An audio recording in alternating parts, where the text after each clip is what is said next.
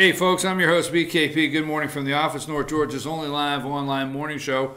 Now, supposedly Gary Cohn, former economic advisor to the finance economic advisor to the President of the United States, took a letter off Trump's desk in efforts to prevent World War III. So in the fire and fury that we see, put up number 7 there.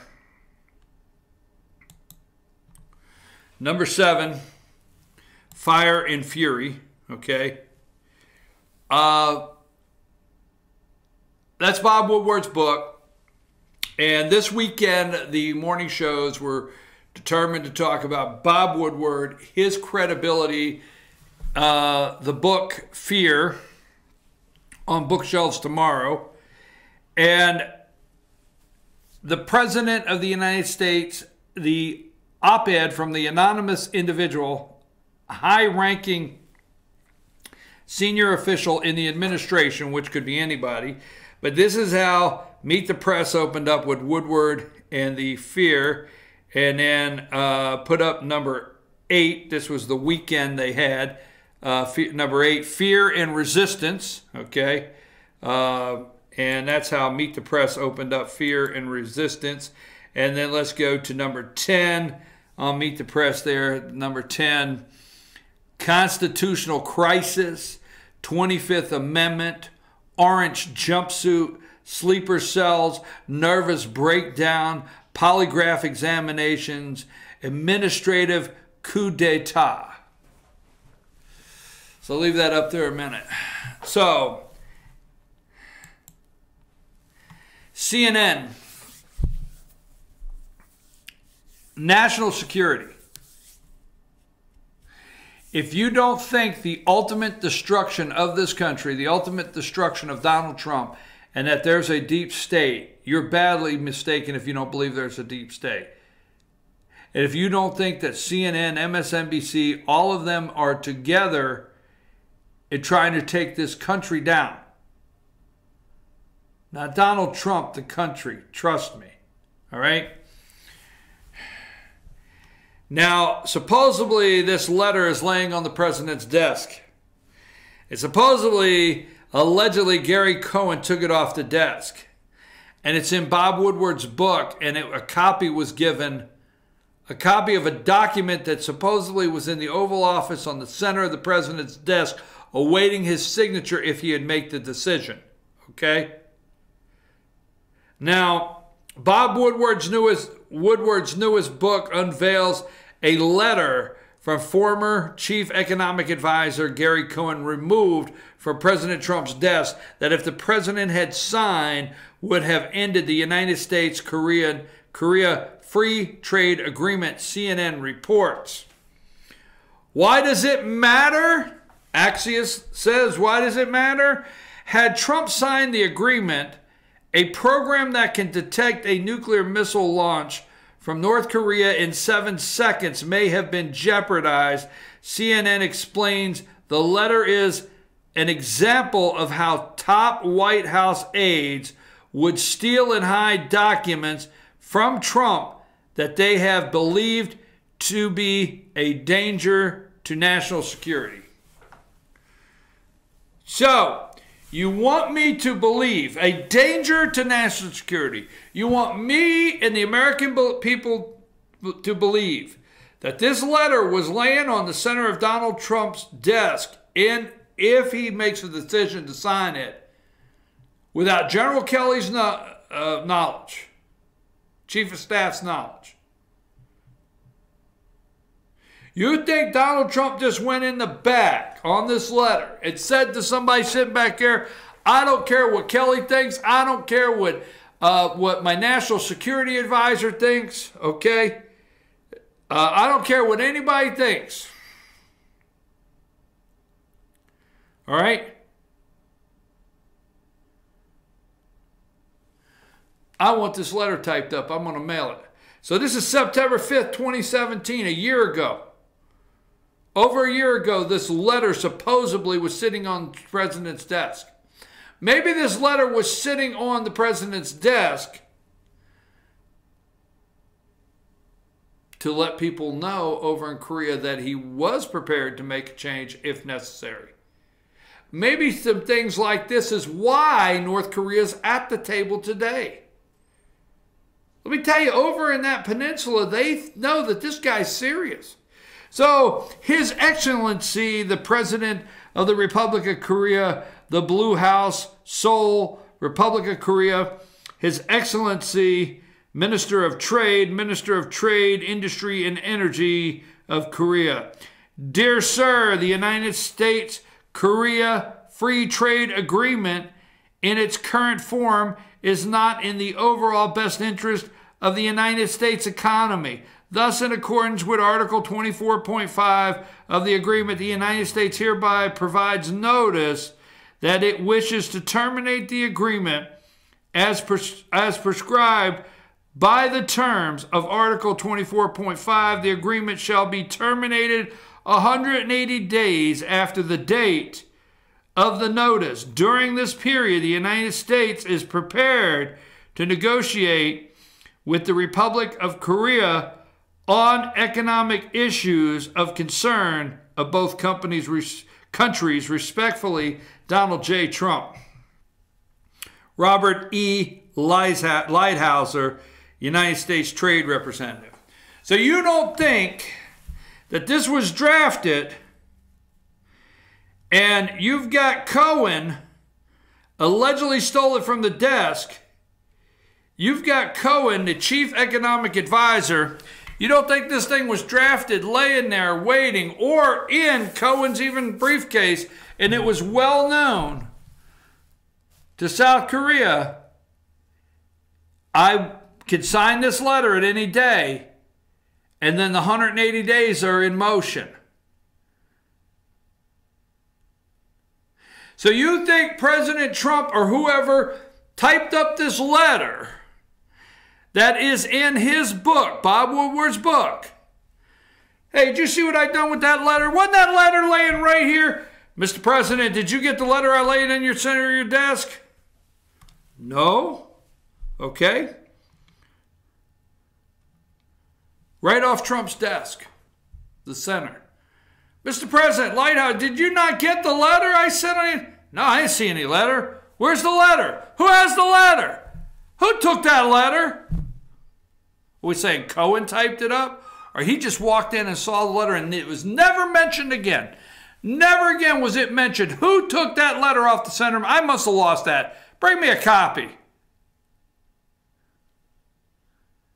Can you not, does it not concern you that maybe, I don't know, I'm too simple on this, that I can figure out that something's bad wrong, that a letter, now of all importance, I've had letters typed up and put on the center of my desk for signature for years. Or put in my tray that I have to go through. But whoever typed that letter, whoever set that letter up, whoever was in the meeting that made the decision, do you realize that is a lot of decision that was made? Because for the bumbling idiot that the president is supposed to be, remember, he's supposed to be incompetent. I mean, we're supposed to early stages of dementia, all right? I mean, you read this letter, pretty well written. In accordance with Article 24.5 of the agreement, the United States hereby provides notice that it wishes to terminate the agreement as prescribed by the terms of Article 24. Who even told him what Article 24.5 is? Who even told this guy with early stages of dementia that the termination would be 80 days after the date of a sign? During this period, the United States is prepared to negotiate with the Republic of Korea on economic issues of concern on both countries. So we want a do-over. We might just end this thing. We're going to send you a letter, and we're going to start in the next 180 days searching for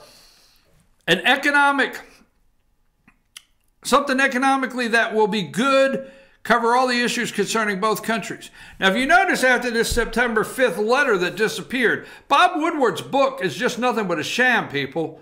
Nothing but a sham, okay? If somebody stole a copy of this letter to me that was probably ready to go at any time. But see, since this letter did not go anywhere, we have a great relationship with Korea. South Korea knows we're serious. Japan knows we're serious. China knows we're serious.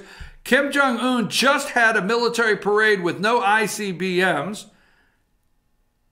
Okay, they know we're serious. But this letter was taken off the center of his desk. Now, to talk about national security, I just, driving that home, there's too much there. Trump advisor took letter from Trump's desk to prevent him from exiting trade deal, is what it said. Former Trump economic advisor Gary Cohn stole a document off the President Trump's desk in the Oval Office to prevent him from exiting a trade deal with South Korea, and repeatedly claimed he would do the same to prevent Trump from exiting the North American Free Trade Agreement. According to a new book by Woodward, it is not clear if Cohn actually stole the NAFTA documents. Trump reportedly had a document formally pulling the U.S. out of a trade agreement that was taken from his desk. Did he have... Cohn reportedly promised a colleague he would repeat the trick in April of 2017 when Trump had a letter drafted formally pulling the U.S. out of NAFTA trade. I can't stop this. I'll just take the paper off his desk, Cohn told the White House colleague. So, see, they don't talk about the one with NAFTA, right? Media doesn't talk about that one. They talk about the one with North Korea. With South Korea. They talk about that one. What about the one they claim he took from NAFTA? Well, that stopped him. Where is that letter? I had a letter here about NAFTA, the trade deal. I know I had that letter here somewhere. Well, just draft me a new one because I'm going to get out of NAFTA and I'm going to tell Justin Trudeau up there in Canada there's going to be a new trade deal, and I'm going to tell Mexico there's going to be a new trade deal. I told the American people NAFTA was no good we lost, we're taking advantage of in NAFTA, and it's going to change and change now. So obviously that didn't happen.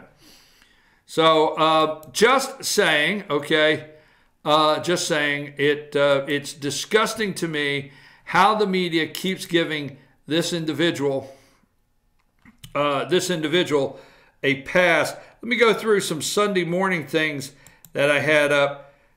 Mike Pence, put up number one, Mike Pence. Pence denied, let's go to number one, denied the allegations that he or anyone in his staff had anything to do with the op-ed. Now, the President of the United States said treason. It said there should be an investigation and the Department of Justice should investigate. Folks, if we have a high-level senior White House, Donald Trump, president, not White House, a high-level senior administration official that wrote an op-ed that may have access to national security clearances, may have access to documents or whatever that is concerning to our country. As we can see, CNN didn't care. They just put the document up, right? National security means nothing to them. Then, yes, there may be a reason we need to know who this is. Matter of national security. So, let's go with number 3. Now, Mike Pence said, and this is what I went to last week. I don't have a lot of time left here. I'm going to have to wrap some things up. President Mike Pence said on the news cycle Vice President Mike Pence said, you know what? Do we have a president that wants things done now and expects them done yesterday? Absolutely. Absolutely. they're not used to that, folks. They're not used to that. I mean, there is a great amount of young people today that do not understand the get it done attitude that some business people have in this world. Donald Trump wants it done, and he wants it done yesterday. That's what they call chaos. Pence said, now you just got to call, Pence, let me get to Kellyanne Conway. Where is Kellyanne? I got her here somewhere. Go to number 13. Kellyanne Conway said, you know what? The president invites all sides of the issue in to discuss it. It gets spirited in the Oval Office. See, you and I think you out there also are with me. Trump brings a dozen people in, all right? And the president says, yes, he wants it done now or yesterday. He wants to know why it's not already done. And there's a subject. And Kellyanne says he brings every angle, every view of this subject into the room. And is there a possibility that Donald Trump says, damn it, I've listened to you people for the last hour and you're getting nowhere. I'm not convinced at all that we shouldn't do this, and nobody has changed my mind. Could that have happened? He's the president of the United States, people. But Kellyanne Conway, okay, the chief of staff, John Kelly, Mike Pence, yes, it is a spirited White House. They are spirited. They're trying to tell you there's some tough, hard-fought arguments in that Oval Office from all sides of a subject, an issue.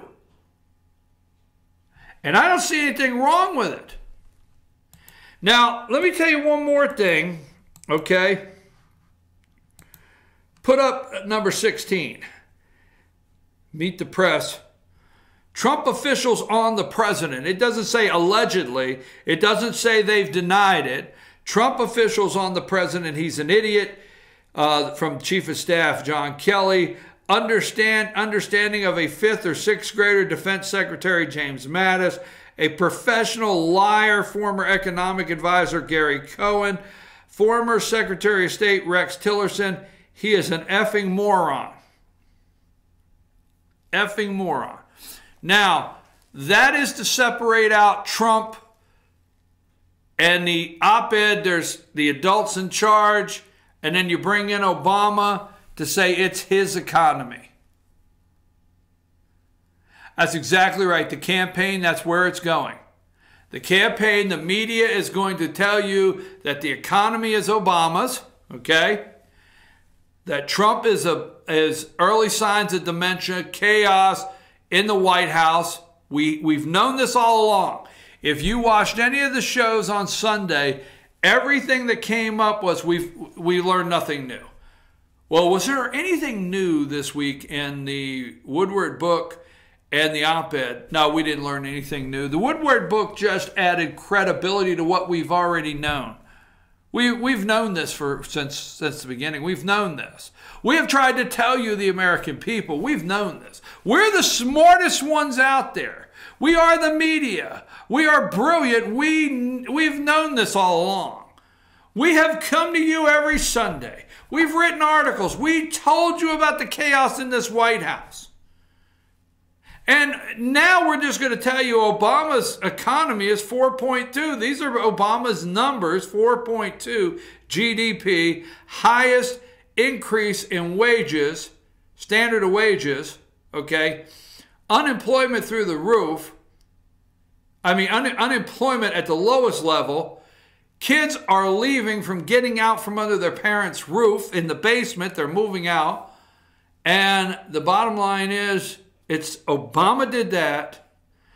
Trump has early stages of dementia. We need to impeach him. Forget how brilliant Kavanaugh looks. Forget that. Forget the brilliance of what looks like to be foreign relationship, for negotiation there on the Korean Peninsula. Forget that. Forget the EPA has slashed 1,600 jobs, brought back 400 new ones, which equals 1,200 slashed. Forget the regulations, the EPA slashing 1,200 jobs. Forget all of that. Forget ending the individual mandate on Obamacare. Forget everything that's happened, the tax breaks. That's all in spite of Trump. Okay? We've told you all along. Now, they will probably end meetings. There will probably be no more meetings with surrogates from a department setting in. That will probably end. What happens all the time is the president will have meetings concerning things, and if certain department heads, cabinet members or next or assistant to the cabinet member, whatever, the highest rank, but usually cabinet members, if you can't get the core people, they'll send a lower level senior official administrative staffer into the meeting. So you go around the room, we're talking about tariffs today, and you want the head of every department in there that has to talk about tariffs in China. And you look over and you say, who the hell's Poindexter over there? Well, so-and-so couldn't be here, so he is sitting in the place of the blank office this morning. So Poindexter's sitting over there taking notes and everything, so he can go back to the head guy and say, this is what happened in the meeting. And then he might have a paper or two. Our position is as this, as our secretary of our department said, that this is our position on this matter. Boom, there you go. That may end. Mike Pence said that may end. Hey, I'm your host, BKP. We're going to take a brief break. Now, don't forget, at 10 o'clock, instant replay with Dave Garner, North Georgia's only live online morning show, sports show, instant replay, Dave Garner. Take us a break.